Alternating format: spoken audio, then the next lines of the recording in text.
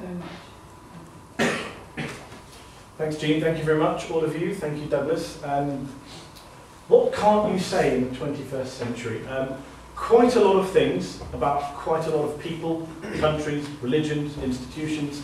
I think there's a lot of things you can't say today. I don't think we realise how little we can say, either through official censorship or what is more pernicious, self-censorship, unconscious self-censorship.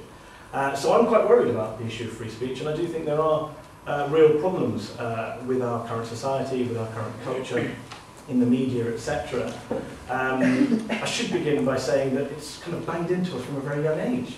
We're restricted from childhood as to what we can and can't say. I have a 2-year-old child. I spent most of my time in the evenings, I don't see her during the day, to my wife's great complaint who stays home with her, spent most of my time in the evening telling her off because she's in terrible too. So I have to say, if I say shit, you can't say shit, which is an argument she doesn't buy and my wife doesn't buy. But you know, since we're children, we're told you can say this, you can't say this. We go to school, teachers say you can say this, you can't say this.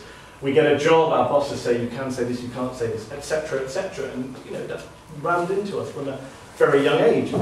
And so, free speech is a very tricky issue. I don't know if I have a settled view on it, and anyone who knows me knows that I have a settled view on pretty much everything.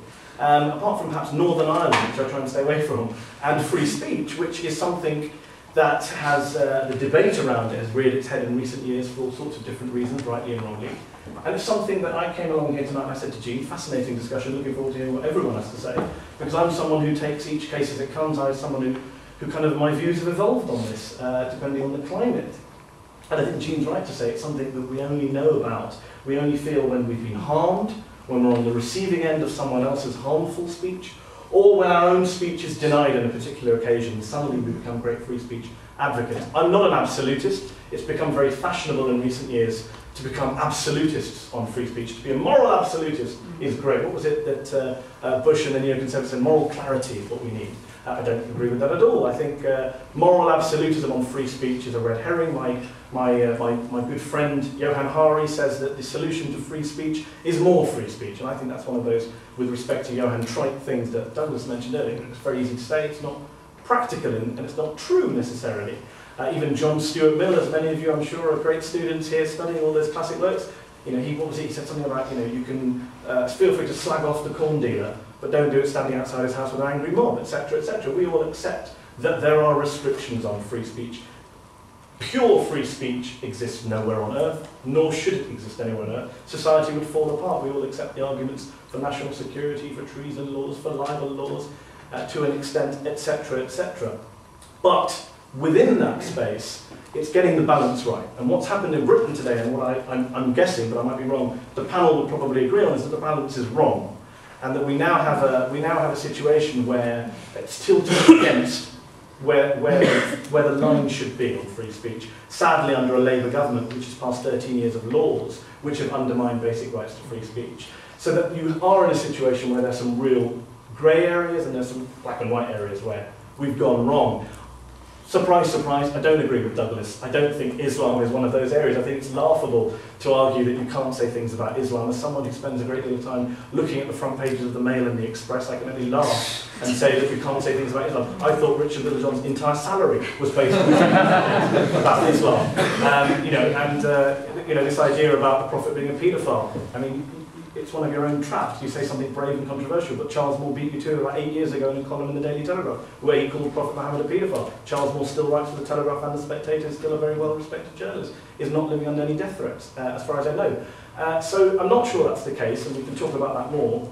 What I do think is I agree with those old liberals at the UN. 18 months ago, the UN Committee on Human Rights published its report that it publishes every 3 years on human rights, in particular on free expression. And they highlighted 3 areas where they said there was a real chill on free speech in the UK. And one of them was libel laws, where we now are a centre for so-called libel tourism, where wealthy foreigners turn up to sue in our courts writers and speakers who they couldn't sue in their own countries. But our courts, they go with the plaintiffs.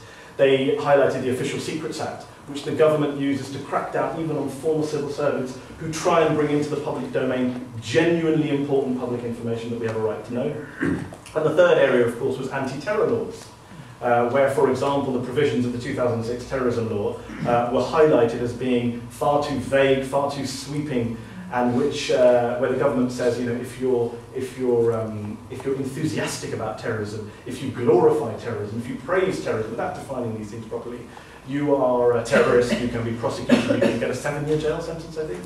And this is a clear crackdown on free expression, and civil rights campaigners said at the time that free speech is one of the victims of the war on terror, and I wholly agree. So those are the three big areas that they highlighted. And I broadly agree with those areas. Of course, there are other issues about religion. There is a debate to be had about religion, about culture, about countries. What can you say about foreign countries? What can you say about race these days? What I would say, before I finish, is this, and that is that the free speech debate has unfortunately been hijacked by people with different political agendas.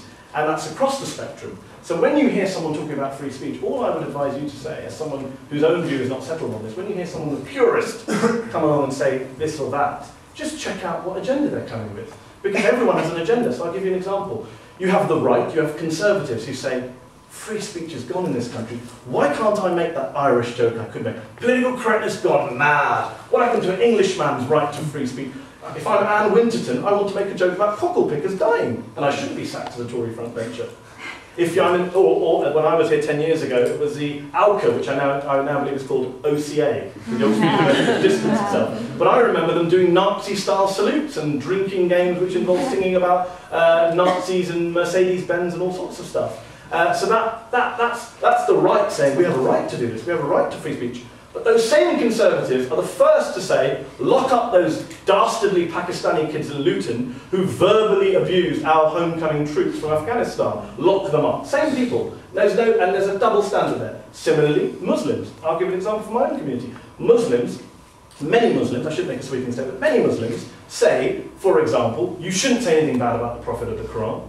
You shouldn't say anything bad about our faith. We won't accept that. On the other hand, the same Muslims say we should have the right to free speech, to condemn homosexuality as evil, to condemn Christianity as a false religion. There's a clear double standard there. So in every group, whether you're on the left or the right, whether you're an atheist or a Muslim, there are agendas at play. And when people come to you and say X, Y, or Z about free speech, just check out the agenda that they are pushing before they make that very morally pure argument. That's what I'd say to them.